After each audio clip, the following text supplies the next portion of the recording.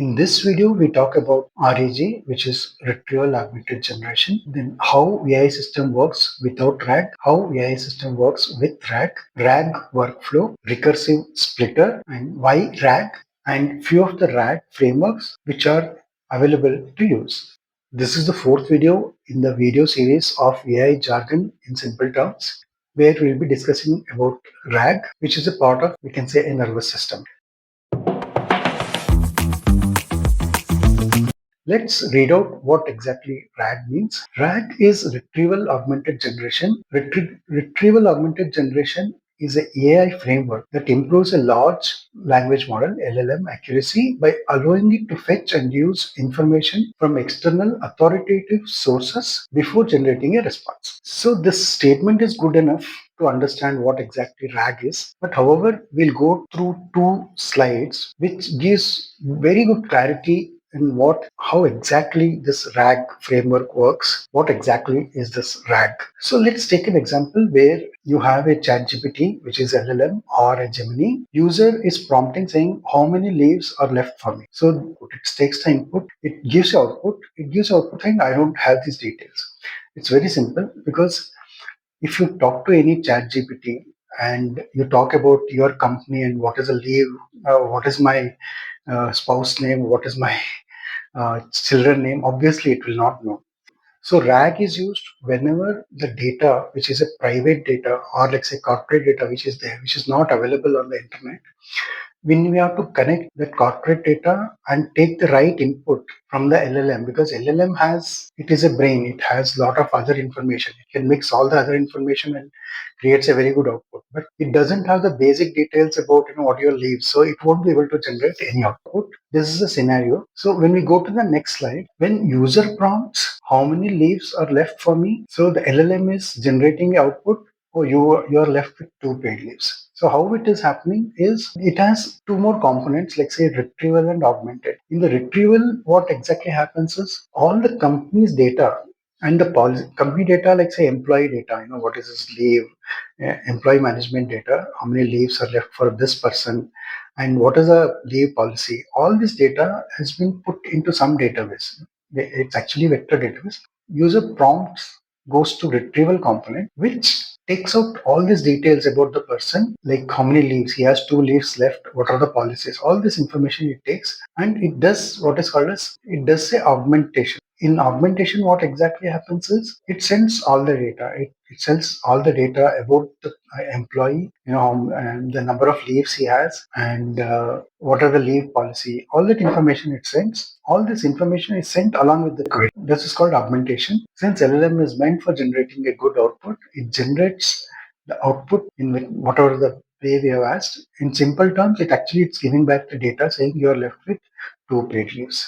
Let's go to the next slide. The RAG workflow. Let's understand step by step how exactly the RAG workflow works. First is ingest. Basically, it is like inputting all the company documents, like say HR policy data, or any kind of policy data, or marketing data, video tutorial, whatever is there, load all those raw data into the system. The next step involved is chunking. The data gets splitted. It is called as chunking. And then each chunk get embedded.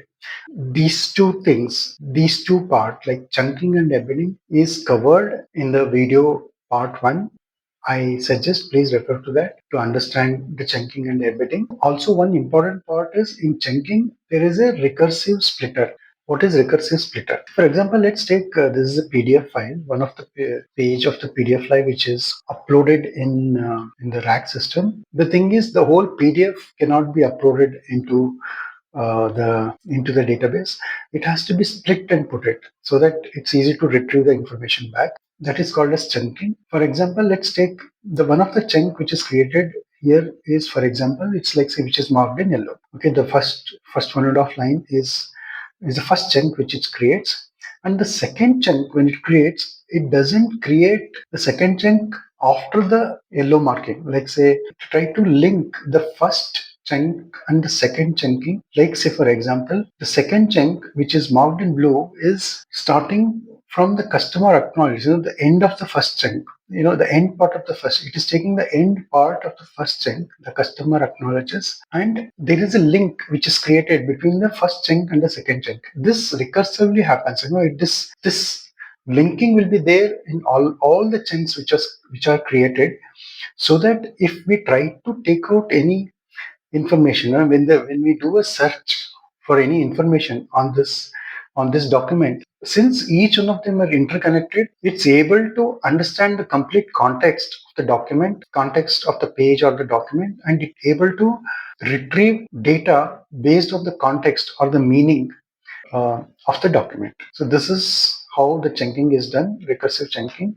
And the third part is embed, where each chunk is stored under multiple dimensions in the vector. And the fourth one is the index. It sorts all the information and keeps it ready. When it comes to retrieve, it is able to fetch all the most probabilistic chunks from the database, and after fetching, it re-indexes all the chunks which is retrieved, which is more relevant to answer the query, and that information is sent along with the query, and that context, the information sent to LLM to generate the output, and LLM generates the output.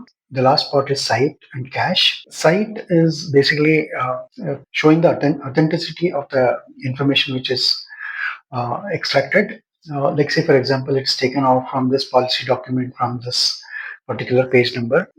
That is reference is given. Cache is basically to save the answers in memory so that it can retrieve the answers faster next time. Let's go to the next slide. Why RAG? So the simple analogy for RAG is it's like an open book exam, where imagine a LLM or a ChatGPT as a student which goes and writes the exam. When it goes and writes the exam, it has a pre-trained data. It has memorized all the information for the exam to write. Imagine it doesn't know the answer for some of the queries. It tries to guess the information, and it guesses it very confidently, because that is what LLM is. It confidently gives the output based on whatever the training, whatever the information it has. So that is like analogy of a closed book exam. Whereas when RAG is in the place, the book is given, the open book is given. So LLM basically goes and refers to the book. It takes out the right information and then goes and answers correctly, accurately. This is the best analogy for stating, why RAG is used to increase the accuracy of the output for any LLM. So these are the few RAG frameworks which are readily available currently. I think we just have to know the names of this RAGs. Like say anything LLM, Glean, Chatbase, Ragflow, Diffie.ai. The most popular of all of them is anything LLM. I think we can discuss all this in detail based on the business requirement or business domain and business requirement in the upcoming videos. I hope this video gives clarity about RAG, which is Retrieval Augmented Generation. And in the next video, we'll be discussing about the governance. Thank you.